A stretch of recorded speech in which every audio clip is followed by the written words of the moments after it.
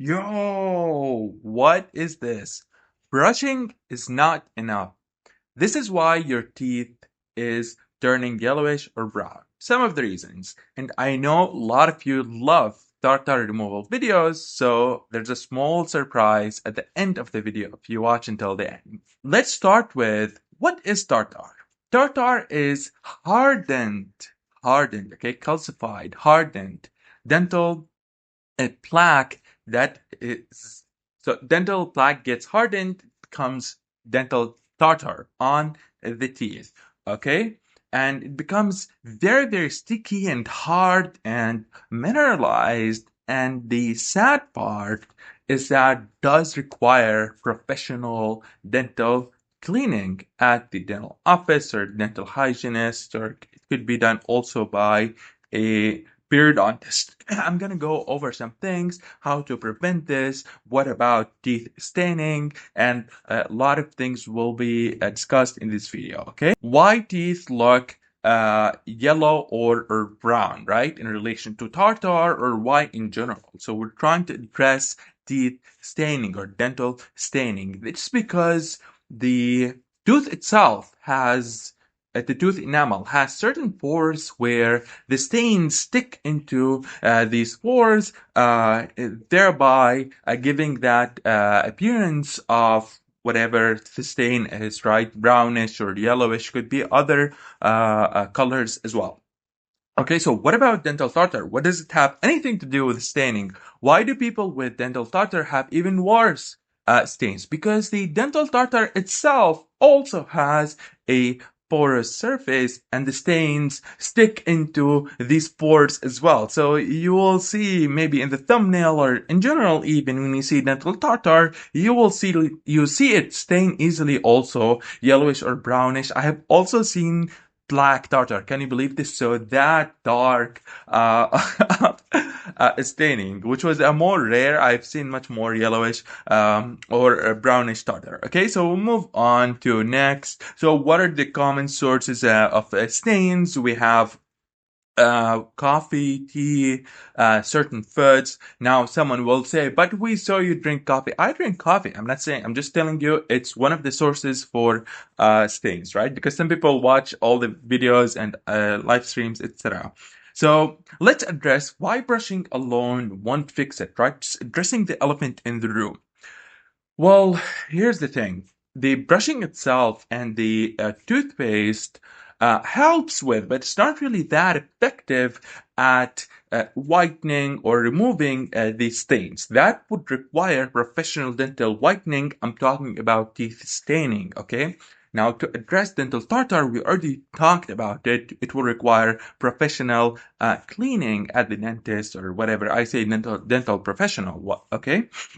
So that is one of the problems. And now someone may say, but I read, or I don't know, ChatGPT told me, or these AIs told me that the dental plaque can be removed at home. Well, this is true to a certain extent. Why do I say to a certain extent? Because dental plaque is softer and easier to remove in comparison with the very sticky, hard dental a calculus. Now, the problem is dental plaque itself can also be somewhat really sticky and not even that easy to be removed. So whenever I see patients, they not only have dental tartar, but they have also dental plaque on some of the other teeth. Now, definitely if someone brushes really well, flosses really well, perhaps uses a water floss, which I have video on, you can check it out later on the channel. That helps too. Okay, so where's our common areas for tartar to build on? Basically behind the lower teeth, also on the buccal surface of the upper molars. There are reasons to this. I can get into them in future videos. Along the gum line, right? You have your gums. There's the gum line, just like somewhat C-shaped to a certain degree. So areas that are harder to clean. Sometimes I've seen patients where I do a clinical examination, so meaning I check their teeth in the clinic, and they brush, they floss, at least that's what they say, and they're being truthful. So they do brush and floss, but then I look at like the molar area or areas at the very back, and some people, not all people, some people have tendency to perhaps either not pay too much attention to it, so they forget cleaning it, and tartar builds up there very easily. Okay, it's not because like it's an area that tartar loves to build on, like in these regions, just because the person is not cleaning them as much as other teeth and not flossing them as much as other teeth. It's very important to use dental floss. Okay. So, what about the health risks beyond appearance? Is it just staining and affecting the aesthetics, and the teeth don't look good, and there's these big chunks of tartar? Well, it's not only this. There are, of course, health risks beyond dental tartar, periodontal disease, and gum inflammation. These things are really bad for the rest of the body. There's a lot of studies in relation to periodontal disease and diabetes, periodontal disease and inflammation, all of these things. So as well as bad breath. Like this is a huge topic. We can get into it in future videos. So that's why don't forget to turn the notification bell on. Let's go on. The gingivitis itself, the gum inflammation progressing to periodontitis, where it involves the bone that's supporting the tooth, and the tooth over time can become loose, and the person may completely lose some of their teeth. If not even, I've seen cases where a person may lose all of their teeth due to periodontitis. So it's not something to take lightly. Okay. So we're talking health risks. What about how the dentist removes tartar?